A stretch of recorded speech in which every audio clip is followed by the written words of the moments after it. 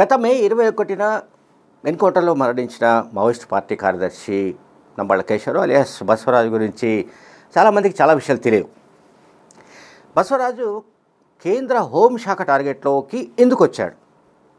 కేంద్ర హోంశాఖ రాడార్లోకి రావడానికి సరే పార్టీ కార్యదర్శి కనుక ఆటోమేటిక్గా వస్తాడు. కానీ దాంతోపాటు ఒక 5 పెద్ద సంఘటనలు అంటే హిస్టారికల్ ఇన్సిడెంట్స్కు ఆయన ప్లాన్ చేశాడన్నది కేంద్ర హోంశాఖ వర్గాలు చెప్తున్నాయి. 5 ఇన్సిడెంట్స్, 1 కాదు 2 కాదు. ఈ 5 ఇన్సిడెంట్స్ కేంద్ర ఇంటెలిజెన్స్ వర్గాల ద్వారా నేను ఇన్పుట్స్ తీసుకున్నాను.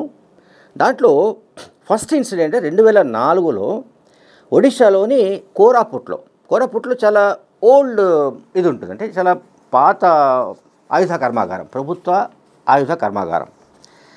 ఈ ప్రభుత్వ ఆయుధ కర్మాగారం పైన 2004లో దాదాపు 1000 మందికి పైగా మావోయిస్టులు దాడి చేసి ఆ ఆయుధాగారాన్ని మొత్తం లూటీ చేసి పారేశారు. ఓకే, ఆ లూటీలో కనీసం 1000 నుంచి 1500కు పైగా ఆయుధాలను తీసుకుని వెళ్ళిపోయారు, ఎత్తుకుపోయారు. సరే, అక్కడ ఎవరైతే ఆయుధ కర్మాగారాన్ని అక్కడ సెక్యూరిటీ ఉంటారో వాళ్లతో కాల్పులు జరిగాయి, అందులో కొంతమంది చనిపోయారు, జరిగాయి. ఈ ఆయుధాలు ఎత్తుకుపోయిన ఆయుధాల విలువ, ఆయుధాలు, బుల్లెట్లు, వీటికి సంబంధించిన విలువ ఎంత అంటే 50 కోట్లకు పైగా ఉంది.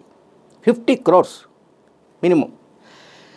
అంటే ఇండియాకు స్వాతంత్రం వచ్చిన తర్వాత మొత్తం దేశంలోనే ఇంత పెద్ద ఆయుధాల లూటీ ఘటన జరగలేదన్నది కేంద్ర హోంశాఖలో ఒక రికార్డ్. అండ్ సెకండ్ ఇన్సిడెంట్, ఇది ఫస్ట్ అయిపోయింది. సెకండ్, మొత్తం 5 ఇన్సిడెంట్స్ ఉన్నాయి. 2005లో జెహానాబాద్ జైల్ బ్రేక్ అంటారు దీన్ని. జెహానాబాద్ అంటే బీహార్లో ఉంది. బీహార్ క్యాపిటల్ పాట్నాకు ఒక 45 కిలోమీటర్ దూరంలో ఉంటుంది ఇది. ఈ జెహానాబాద్ జైల్లో తమ ఖైదీలను, తమ సహచరులను విడిపించుకోవడానికి అజయ్ కాను అని, అప్పటికి ఆయన బీహార్ మావోయిస్ట్ పార్టీ సెక్రటరీగా ఉండేవాడు, అతన్ని విడిపించుకోవడానికి, అతనితో పాటు తమ సహచరులను విడిపించుకోవడానికి జైలు బద్దలు కొట్టారు 2005లో. ఇది 2005 నవంబర్ 13వ తేదీ రాత్రి అరౌండ్ 9 గంటలకట్లా జరిగింది. మావోయిస్టులు 389 మంది తమ సహచర ఖైదీలను విడిపించుకున్నారు, 389 మందిని. అదే సమయంలో అక్కడ ఆ జైల్లో ఎవరైతే రణవీర్ సేన అని బీహార్లో భూస్వాములకు సంబంధించిన అనుకూలమైన ఒక సేన ఉంది, ప్రైవేట్ సేన. ఆ సేనకు సంబంధించిన దాదాపు 30 మంది ఆ జైల్లో ఉంటే వాళ్ళని కూడా తమతో పాటు తీసుకెళ్ళిపోయారు. వాళ్ళ ఆచూకీ ఇప్పటిదాకా తెలియదు, ఆ 30 మంది ఏమారో తెలియదు. సో అంటే తమ బందీలుగా పెట్టుకొని తీసుకెళ్ళిపోయారు. అండ్ ఈ కేసులో ఇంకా ముఖ్యమైన ఇన్సిడెంట్, అక్కడ జైలు భద్రతా సిబ్బందిని కాల్చి చంపారు. అట్లాగే దీనికి సంబంధించి పాట్నాకు దగ్గరలోనే ఉంటుంది, చెప్పారు కదా 45 కిలోమీటర్స్. సో ఈ సంఘటన మొత్తంలో పోలీసులు రికార్డ్స్లో మొత్తంగా 12 మంది చనిపోయారు సెక్యూరిటీకి సంబంధించి. ఈ జైల్ బ్రేక్లో కూడా దాదాపు 1000 మందికి పైగా మావోయిస్టులు పాల్గొన్నారు, 1000 మంది మినిమం. అండ్ ఆ జైల్లో ఉన్న ఖైదీల్లో 650 మందికి పైగా మిస్సింగ్. అంటే వీళ్ళు ఎప్పుడైతే మావోయిస్టులు ఆ జైలు బద్దలు కొట్టడానికి ప్రయత్నించారో, తమ సహచరులు విడిపించుకోవడానికి వెళ్ళారో, ఫస్ట్ జైలు ముందు బాంబులు పేల్చారు.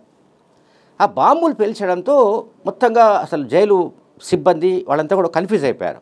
ఏం జరిగిందనేది వాళ్ళు తెలుసుకునే లోపే జైలు గేట్లు బద్దలు కొట్టి లోనికి వెళ్ళి తమ సహచరులందరినీ వాళ్ళు విడిపించుకుపోయారు. ఈ సందర్భంగా జైల్లో ఉన్న 650 మంది కూడా మిస్సింగ్. సో ఒకసారి జైలు గోడలు బద్దలు కొట్టిన తర్వాత అందులో తమ సహచరులను వీళ్ళని తీసుకెళ్ళిపోయారు మావోయిస్టులు. మిగతా వాళ్ళు 650 మంది మిస్సింగ్ అని వాళ్ళు రికార్డ్స్లో రాశారు పోలీసులు. అంతకుముందు అంటే ఇన్సిడెంట్ ఎప్పుడు జరిగింది? 2005లో. 2003లో అజయ్ కుమార్ కాను అతని పేరు, అతను బీహార్, నేను చెప్పాను కదా పార్టీకి సంబంధించి అగ్రనాయకుడు, అతన్ని అరెస్ట్ చేస్తే అతన్ని విడిపించుకోవడం చేశారు. అండ్ తర్వాత ఈ ఇన్సిడెంట్కి సంబంధించి ఇంకా ముఖ్యమైనది ఏంటంటే, ఇటువంటి తరహా అంటే ఒక జైలు బద్దలు కొట్టి తమ సహచరులను 389 మందిని తీసుకెళ్ళి పోగలిగారంటే దాని వెనుక మొత్తం మాస్టర్ మైండ్ అంటే ప్లానింగ్ అంతా కూడా నంబళ్ళ కేశవరావు అలియాస్ బసవరాజ్ చేసినట్లుగా హోంశాఖ రికార్డ్స్లో ఉంది. ఇక మూడవ ఇన్సిడెంట్, రెండు చెప్పాను, థర్డ్ ఇన్సిడెంట్ 2010 ఏప్రిల్ 6న సిఆర్పిఎఫ్ జవాన్లు దాదాపు 150 మందికి పైగా వాళ్ళు కుమ్మింగ్ అంతా చేసుకొని ఆ వెహికల్స్ మళ్ళీ వెనక్కి వస్తున్న సందర్భంగా ఛత్తీస్గఢ్లో మావోయిస్టులు అంబుష్ చేసి వాళ్ళందరినీ కాల్చంపారు. అంటే 76 మంది అందులో చనిపోయారు సిఆర్పిఎఫ్ జవాన్లు. ఈ సంఘటనలో ఎదురు కాల్పులు జరగడం వల్ల 8 మంది మావోయిస్టులు కూడా చనిపోయారు. ఓకే, సో వాళ్ళు కూంబింగ్ చేసి వెనక్కి వస్తున్న సందర్భంగా ఈ రకమైన దాడి చేశారు 2010 ఏప్రిల్ 6న.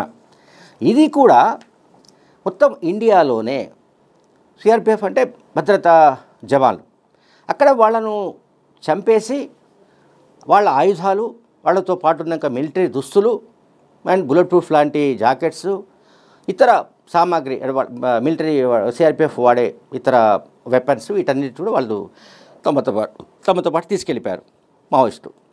దీనికి మాస్టర్ మైండ్ అంటే ప్లాన్ చేసింది నంబళ్ళ కేశవరావు అలియాస్ బసవరాజ్ అనే రికార్డ్స్లో ఉంది, హోంశాఖ రికార్డ్స్లో.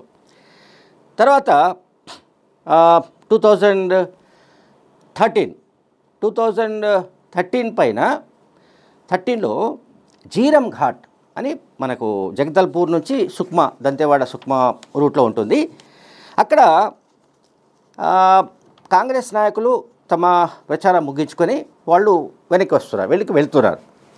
సుక్మా ఈ సైడ్ అంతా కూడా ప్రచారం చేసుకొని జగదల్పూర్ ఇటువైపు దంతేవాడ ఇటు క్యాంపెయిన్ ముగించుకొని వాళ్ళు వెళుతున్న నేపథ్యంలో మందు పాత్ర పెట్టి ముందు ఆ కాన్వాయ్ ముందున్న వెహికల్ని పేల్చేశారు. పేల్చేసిన తర్వాత అక్కడ ఆ కాన్వాయ్లో ఉన్న కేంద్ర మాజీ మంత్రి విసి శుక్లా, అట్లాగే మాజీ ప్రతిపక్ష నాయకుడు మహేంద్ర కర్మ, అట్లాగే అప్పుడు పిసిసి అధ్యక్షునిగా ఉన్న నందకుమార్ పటేల్ తదితరులతో సహా మొత్తం 33 మందిని కాల్చంపారు.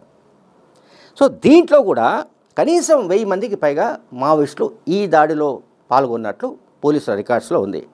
అంటే వీళ్ళు ఇటువంటి అంటే ఒక 500 మంది లేదా 1000 మంది ఈ స్థాయిలో మావోయిస్టులను ప్లాన్ చేసి వీళ్ళంతా దాడులు చేసి ఈ రకమైన ఆయుధాలు కొల్లగొట్టడం కానీ లేకపోతే తమకు వ్యతిరేకంగా ఉన్న మహేంద్ర కర్మ గురించి అయితే మనకు తెలుసు. అతను సల్వాజూడం అనే ఒక ప్రైవేటు సైన్యాన్ని పెట్టి అంటే ఆదివాసీలను అందులో చేర్చుకొని వాళ్ళ ద్వారా మావోయిస్టు కార్యకలాపాలను అణిచివేయడానికి ప్రయత్నించడం కానీ అండ్ పలు హింసాత్మక చర్యలకు పాల్పడడం కానీ ఇవన్నీ జరిగాయి.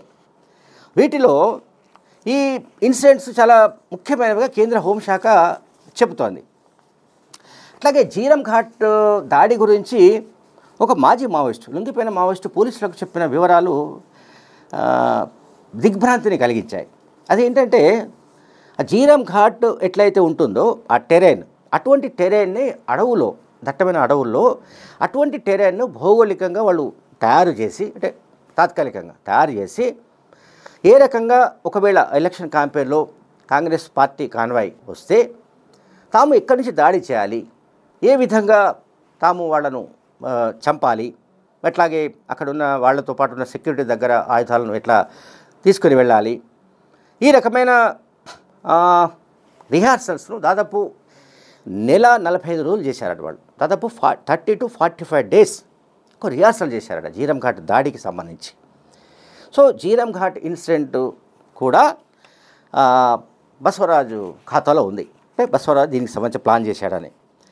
అట్లాగే 2018లో మనందరికీ తెలుసు అల్లూరు సీతారామరాజు జిల్లా అరకు ప్రాంతంలో ఒక ఎమ్మెల్యే, టీడీపీ ఎమ్మెల్యే అండ్ మాజీ ఎమ్మెల్యే ఇద్దరిని కూడా మావోయిస్టులు కాల్చి చంపారు. కనీసం అప్పుడు 50 మంది మావోయిస్టులు ఆ ఇన్సిడెంట్లో పాల్గొన్నారు. అంటే వాళ్ళను పిలిచి మాట్లాడతామని పిలిచి చర్చిస్తామని పిలిచి చర్చలు జరుపుతామని పిలిచి వాళ్ళను చంపేశారు. ఎవరు? మన వీళ్ళు మావోయిస్టులు. ఎవరిని ఒక ఎమ్మెల్యేను, తెలుగుదేశం పార్టీకి సంబంధించిన ఎమ్మెల్యేను, అట్లాగే మాజీ ఎమ్మెల్యే ఇద్దరిని చంపేశారు. సో అందరికీ తెలిసిన విషయం ఏంటంటే బసవరాజు అంటే నమ్మల కేశవరావు వరంగల్లో అప్పటి అంటే ఇప్పుడు ఎన్ఐటి అంటున్నాం, అప్పుడు రీజనల్ ఇంజనీరింగ్ కాలేజ్ ఆర్ఈసీలో ఎంటెక్ చదువుతూ మావోయిస్ట్ పార్టీలో 1980స్లో లేదా అంతకుముందు కొద్దిగా అటు ఇటుగా వెళ్ళిపోయాడనే అజ్ఞాతంలో వెళ్ళిపోయాడని మాత్రమే తెలుసు. ఆ తర్వాత సరే సెంట్రల్ కమిటీ స్థాయి దాకా వెళ్ళాడు. సెంట్రల్ మిలిటరీ కమిషన్ కూడా అతను బాధ్యతలు నిర్వహించాడు. అట్లాగే పీపుల్స్ లిబరేషన్ గెరిల్లా ఆర్మీ ఏర్పడ్డ తర్వాత దాన్ని కూడా ఆయనే సారథ్యం వహించి నడిపించాడని పోలీసులు చెప్తున్నారు, హోంశాఖ చెప్తోంది. అంటే మొత్తంగా ఆయన 5 ఇన్సిడెంట్స్ లో అంటే మొత్తం భారతదేశం అంతా కుదిపివేసిన ఇన్సిడెంట్స్, దేశాన్ని కుదిపివేసిన ఇన్సిడెంట్స్. ఎందుకంటే కాశ్మీర్ లాంటి చోట కూడా బహుశా 76 మంది జవాన్లు ఒకటేసారి ఒక ఇన్సిడెంట్లో చనిపోయిన అవి సందర్భాలు చాలా తక్కువ. అందువల్ల బసవరాజ్ ఎన్కౌంటర్ జరగగానే కేంద్ర ప్రభుత్వం పెద్ద ఎత్తున పండుగ చేసుకుంది, భద్రతా దళాలు పెద్ద ఎత్తున పండుగలు చేసుకున్నాయి. Thank you very much.